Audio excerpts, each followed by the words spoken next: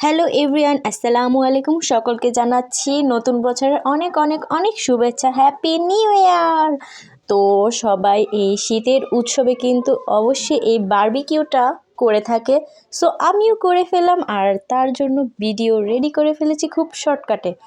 এখানে আমি চিকেন পিসগুলো নিয়ে নিয়েছি আর এগুলোকে কাট করে নেওয়া হচ্ছে। আপনারাও এভাবে কাট করে নেবেন। আর যা যা উপকরণ লাগবে, যা যা দিব, সব আমি এক এক করে দেখিয়ে দিলাম।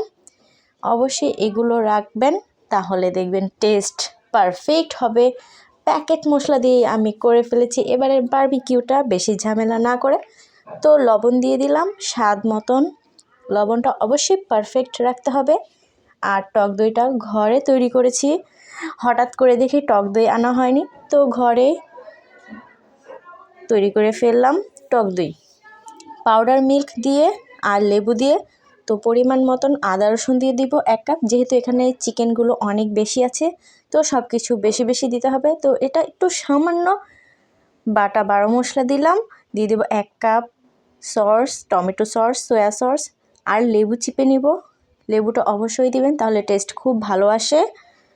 এরপর দিয়ে দিব লাল মরিচের ফাঁকি, একটু স্পাইসি হওয়ার জন্য। প্যাকেট মশলাতে অলরেডি এমনিতেই সব কিছু থাকে। এখন দিয়ে দিব রেডিমিক্স প্যাকেট মশলাটা, একদম ফুল ঢেলে দিয়ে একদম সুন্দর করে মেখে নেব। দিয়ে দিব সুন্দর একটা ফ্লেভারের জন্য সরষের তেল। অবশ্যই এই তেলটা দিবেন, খুব সুন্দর একটা ফ্লেভার আসে, খুব ভালো লাগে। এখন হাতের সাহায্যে ভালো করে এটাকে আমি মেখে নিচ্ছি। আপনারা অবশ্যই এটা হাতের সাহায্যে করার চেষ্টা করবেন, তাহলে মুরগিটার গায়ে সুন্দরভাবে মশলাটা থাকে। তো এসে পড়লাম রাতের আয়োজনে। রাতে একদম সুন্দর করে কাঠ আগুন দিয়ে জ্বালিয়ে নেওয়া হলো।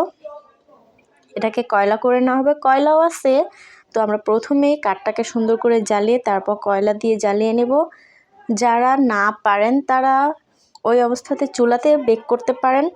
তো আমরা যেহেতু রাতের পার্টিতে আয়োজন করছি, তো আমরা ভাবলাম কেননা শীতের একটা সুন্দর ওয়েদারে এইভাবে করা যাক।